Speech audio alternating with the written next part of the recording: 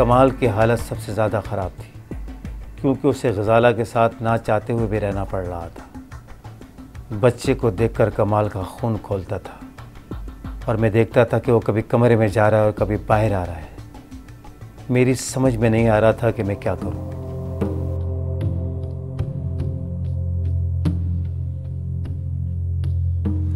कमाल नहीं जाएगा आज क्या?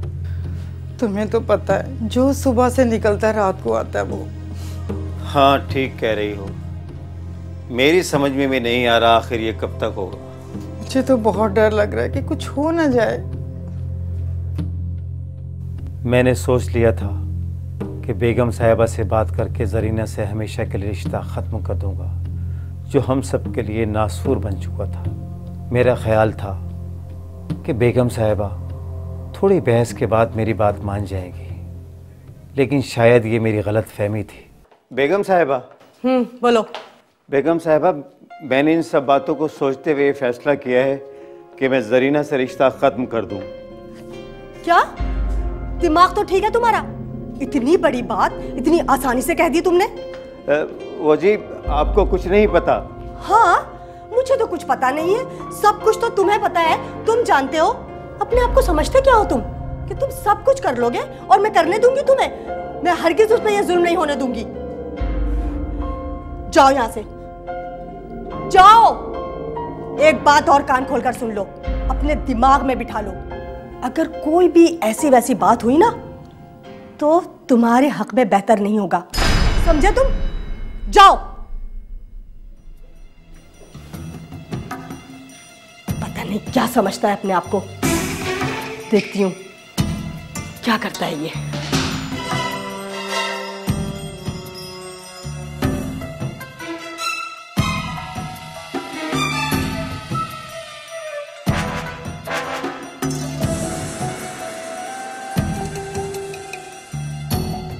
बेगम साहिबा का ये अंदाज़ देखकर मैं बहुत परेशान हो गया था। मैं कभी सोच भी नहीं सकता था कि मेरे साथ वो ऐसा सलूक करेंगी, और अब मुझे ये यकीन हो चला था कि मैंने अगर गज़ाला के ख़िलाफ़ कोई कार्रवाई की तो बेगम साहिबा उनकी पुष्टपनाही ज़रूर करेंगी। मगर मुझे अपने बेटे की ज़िंदगी बहुत अजीज़ थी।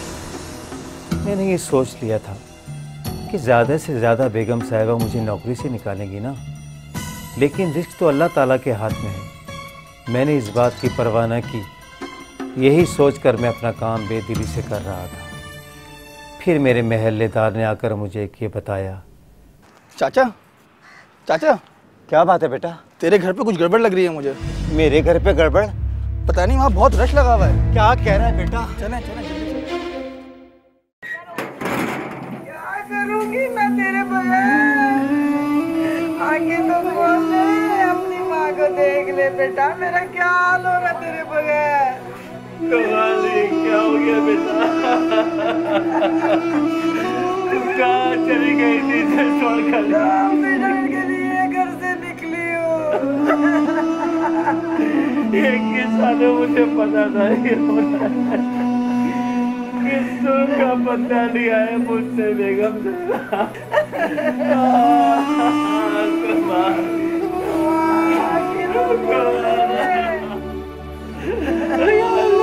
क्या हो गया?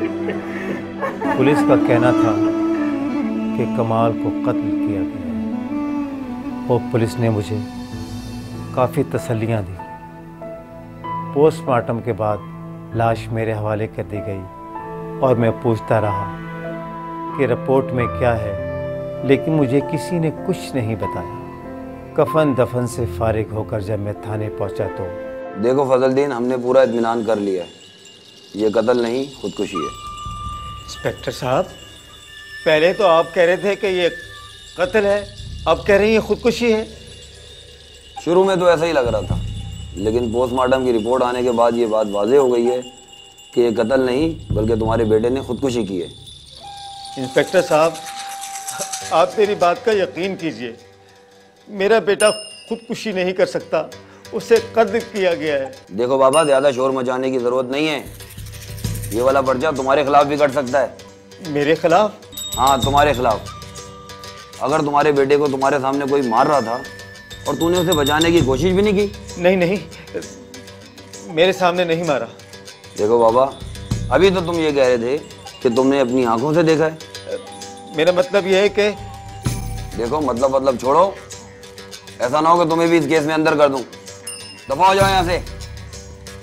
क्या देख रहे हो? दफा हो जाओ।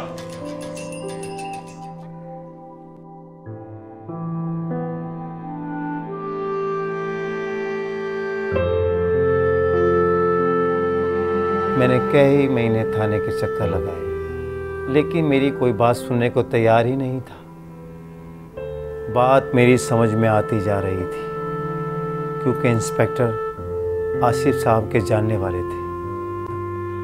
अब वो मेरे बेटे के कत्ल को खुदकुशी का रंग देना चाहते थे। मेरे बूढ़े कांधों ने अपने जवान बेटे का जनाजा उठाया था, और जब तक मेरे बेटे के कातलों को सज़ा नहीं हो जाती, मुझे सुकून नहीं मिलेगा। मैंने थाने वालों की बहुत मिन्नतें की, रिश्वत भी दी और बहुत रोया।